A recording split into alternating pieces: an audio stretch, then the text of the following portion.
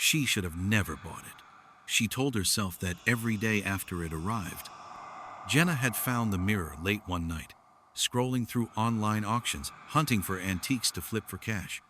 The listing was vague: Victorian mirror, distressed, free shipping. The photo was grainy, but the glass looked dark, almost like it was swallowing the light around it. When it arrived, the frame was heavier than it should have been. Cold as she unwrapped it in her cramped apartment, she hung it in her hallway, telling herself it would be gone in a week. That first night, she heard tapping in the hallway, like fingernails on glass. When she checked, the mirror was fogged over, streaks trailing down as if someone had pressed their face against it. She wiped it away, catching a glimpse of something in the reflection.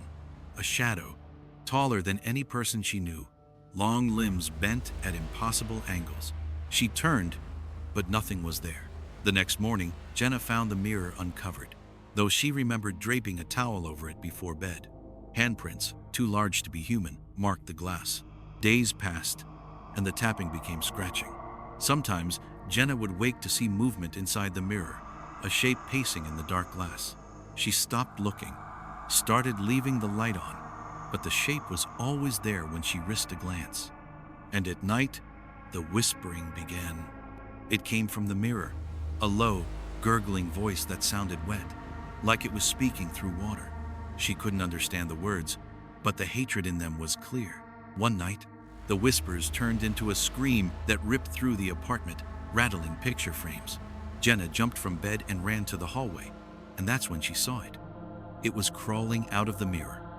Long, jagged limbs pulled against the frame, cracking the glass outward as it squeezed its torso through. Its skin was gray, slick, like it was covered in a thin film. Its head elongated, with rows of needle-like teeth set in a permanent grin. Its eyes were black pits, dripping a dark, tar-like substance that hissed when it hit the floor. Jenna backed away, screaming, but the creature crawled fully from the mirror, glass shattering around its claws. It stood in her hallway, hunched, its teeth chattering, a wet clicking sound filling the room. It moved fast. It lunged, dragging Jenna down the hallway, her screams muffled as it wrapped its claws around her face, pulling her toward the mirror. But the glass was gone. Only darkness remained in the frame, swirling like thick smoke.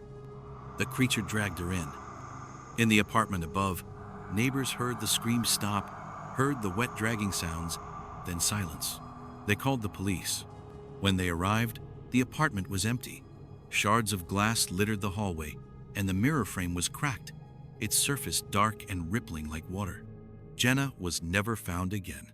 They say sometimes, if you walk past that mirror, you can see her reflection in it, standing behind you, eyes wide, mouth open in a silent scream, hands pressed against the glass as she begs you to help her. And if you look too long, you'll see it too, crawling behind her, waiting for you to come closer so it can reach out and pull you inside. Another scary fable told. Another night survived. For daily eerie stories and unsettling fables, like, subscribe, and turn on your notifications so you'll be ready for tomorrow's tale.